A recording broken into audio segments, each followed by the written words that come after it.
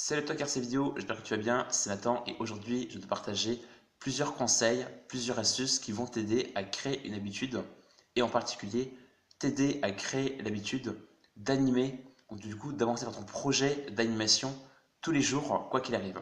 Alors, quelle que soit l'animation que vous voulez réaliser, que ce soit une animation sprite ou même que ce soit une animation de dessin, en fait, je pense que c'est important pour vous d'arriver à créer une habitude.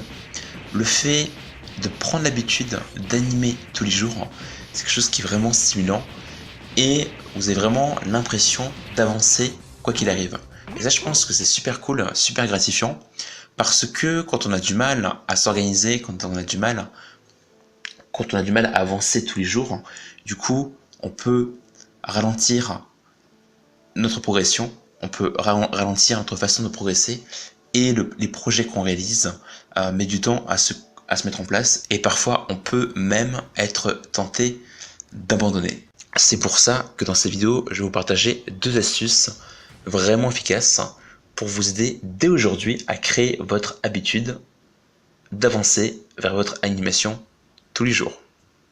Du coup, pour moi la première clé qui pour moi est super importante, c'est souvent quand on n'arrive pas à créer une habitude ou quand on a des mauvaises habitudes et on est un peu bloqué, on ne sait pas trop comment s'y prendre pour avancer, souvent l'erreur qu'on fait, c'est qu'on est focalisé en fait sur un peu les contraintes. C'est-à-dire par exemple créer une habitude, bah, c'est des contraintes. Par exemple, si tu es étudiant ou si tu es salarié ou si tu es père de famille, bah forcément, t'as pas forcément toujours l'envie ou le temps.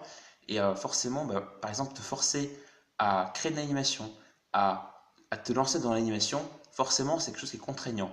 Même si c'est quelque chose que tu aimes faire et qui te tient à cœur, bah, forcément, c'est quelque chose là, qui a des contraintes. Et en fait, le problème, c'est que souvent, on regarde uniquement les contraintes, ou souvent les contraintes en tout cas, et du coup, ça nous démotive un peu et ça nous freine en fait. Et ce qui nous empêche souvent de créer une habitude ou même de se lancer. Et moi, je pense que maintenant, tu dois faire les choses dans l'autre sens.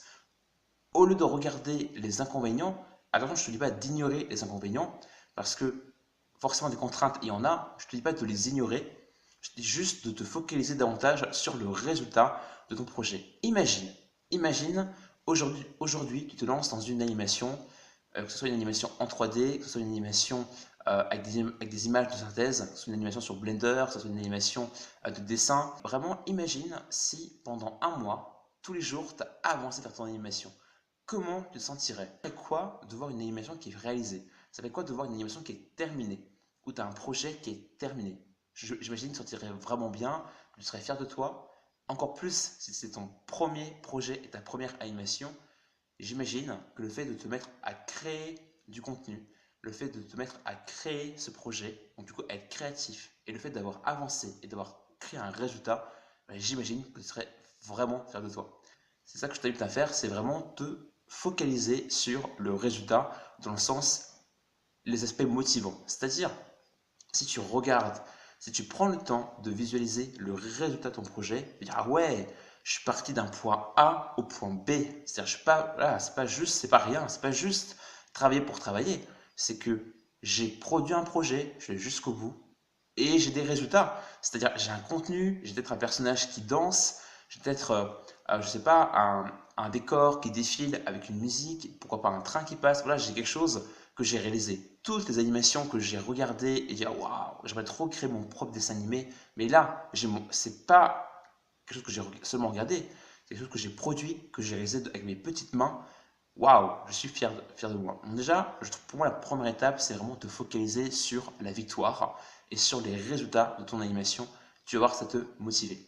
Ensuite, pour moi, s'il y avait un autre conseil à te donner, c'est de te fixer un objectif. Et pour être plus précis, ce serait plus de te fixer une routine. C'est-à-dire, par exemple, pour commencer, si tu veux avancer, ou plutôt finir une animation, ou réaliser une animation dans le mois qui va venir, ou dans les 2, 3 prochains mois, c'est combien de temps il te faudrait travailler dessus pour que tu penses du coup que ton animation soit terminée.